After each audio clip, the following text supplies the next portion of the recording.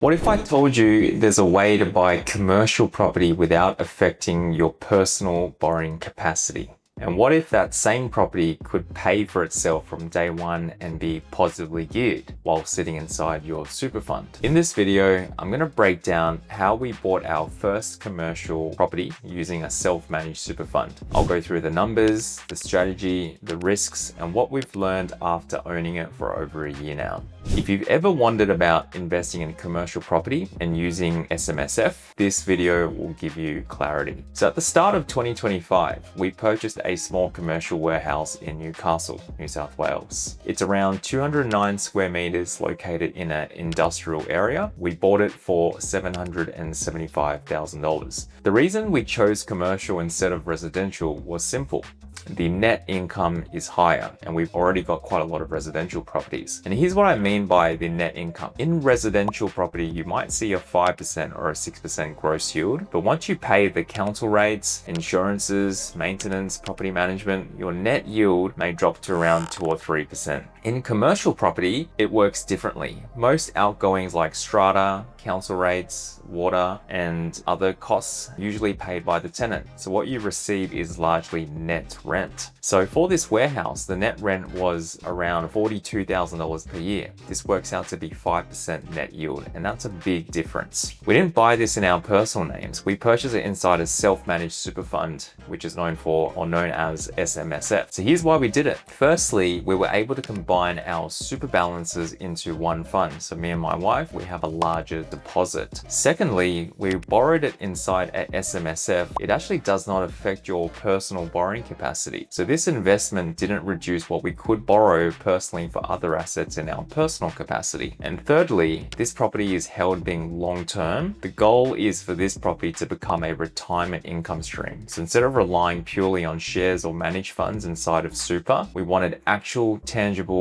asset producing rental income. And so here are the numbers and the lending structure of this purchase. $775,000 purchase price. We did a 35% deposit using our combined super. So we borrowed 65% loan. The interest rate at that time was around 6.5%. The monthly repayments is around $3,600 a month. Now, here's the interesting part. The property generates around $3,500 per month in rent. So from day one, it was almost neutral cash flow, and we structured it as principal and interest repayments. So that means the tenant's rent is actually paying down the loan over time. Even better, our lease agreement includes a 4% rent increase. So each year, the rental income increases, but our loan repayment stays roughly the same. So over time, that improves cash flow and accelerates debt reduction. That's one of the biggest strengths of commercial property. Now I'm going to go through some of the advantages that we've experienced. So after owning it for a year now, here's what we've learned and also what we've found. Firstly, commercial property being a warehouse, it's very low maintenance. It's basically a box.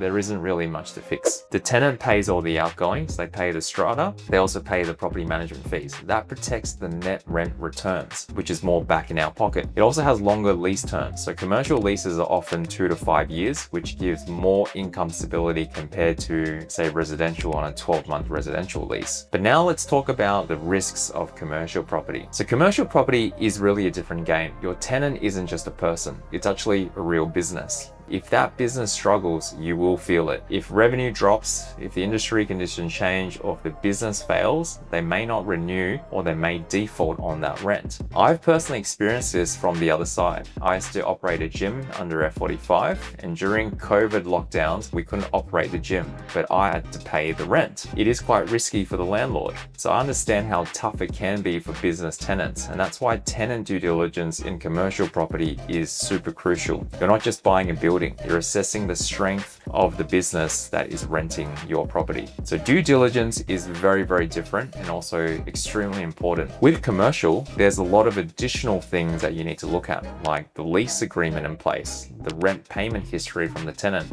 whether if the rent that's received is actually matching the lease agreement, the financial health of the tenant and also the future expansion plans of that tenant. With commercial, even the valuations are more expensive and they're at the cost of the borrower. And ours, for example, was around $3,000 upfront that we had to pay. The reality of vacancies, which a lot of people talk about, we're actually experiencing our first vacancy at the moment. The tenant's expanding, and which is great for them, but it's uncertainty for us. They need a bigger space. They're going to be looking at moving out pretty quickly, so we need to look for a new tenant. We don't know how long that vacancy is going to sit, but unlike residential, when you're looking for a new tenant, the marketing campaigns can be very expensive and the property can also sit vacant for a couple of months. So we need to make sure we've got buffers to cover the cost of that vacant period. So the real risk of commercial property is potential vacancies. That's why I'm a big believer of putting a larger deposit on commercial property. Banks would generally want a larger deposit with lower LVR. So there's a lot of benefits when it comes to commercial. There's a lot of huge tax savings with super contributions and also tax benefits when you're selling during the pension phase, almost virtually no tax, but it requires larger deposits, higher interest rates, strong tenant due diligence, and you've also got to have buffer planning for vacancy periods. So it's definitely not passive in the beginning, it's strategic. And when structured correctly, it can become a long-term income engine inside your retirement plan. If you've considered investing in commercial property or SMSF, make sure you get proper lending advice and understand the structure fully before you jump in, because there are certainly pros and cons of SMSF and also pros and cons of commercial. But if you're interested in investing using your self-managed super fund, reach out